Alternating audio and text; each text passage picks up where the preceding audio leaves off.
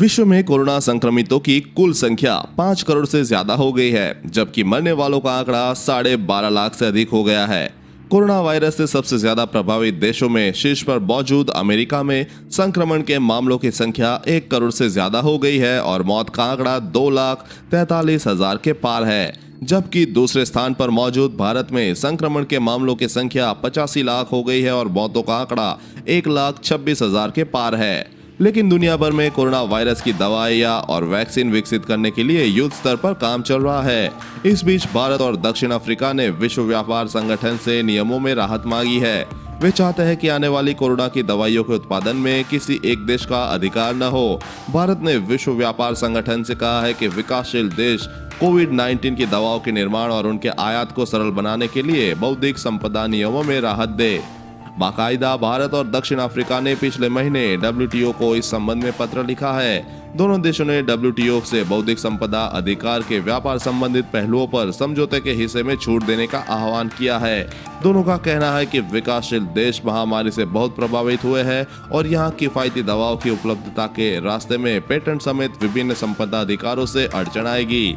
दरअसल बौद्धिक संपदा अधिकार विश्व व्यापार संगठन द्वारा संचालित अंतर्राष्ट्रीय संधि है। इसमें बौद्धिक संपदा के अधिकारों के न्यूनतम मानकों को तय किया वैश्विक स्तर पर पेटेंट, ट्रेडमार्क, कॉपीराइट और अन्य बौद्धिक संपदा नियमों को नियंत्रित करता है।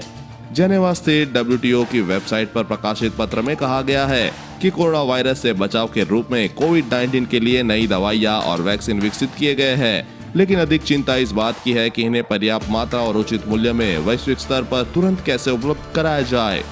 दरअसल पेटेंट समेत बौद्धिक संपदा अधिकार के कुछ नियमों कोरोना की दवाइयों को उचित मूल्य पर उपलब्ध कराने में बाधक साबित हो सकते हैं। वर्तमान में कोरोना की दवाओं को लेकर तमाम प्रयोग चल रहे हैं और जो देश कोरोना वायरस की दवाइयां या वैक्सीन बनाने लगे हैं, जाहिर है WTO में वह पहले पेटेंट कर लेगा।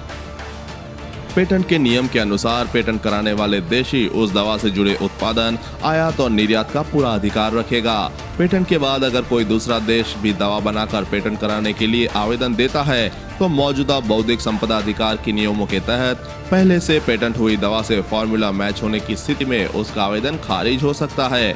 ऐसे में कोई एक देश या कुछ देश पूरी दुनिया को कोरोना की दवा सही समय, मात्रा और मूल्य पर उपलब्ध करा पाएंगे। इस बात को लेकर भारत और दक्षिण अफ्रीका ने चिंता जाहिर की है।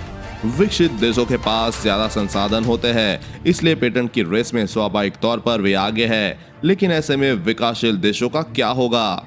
इन्हीं चिंताओं को ध्यान में रखते हुए भारत और दक्षिण अफ्रीका ने विश्व व्यापार संगठन से विकासशील देशों के लिए कोरोना की दवा के उत्पादन और उसकी आपूर्ति में छूट की मांग की है।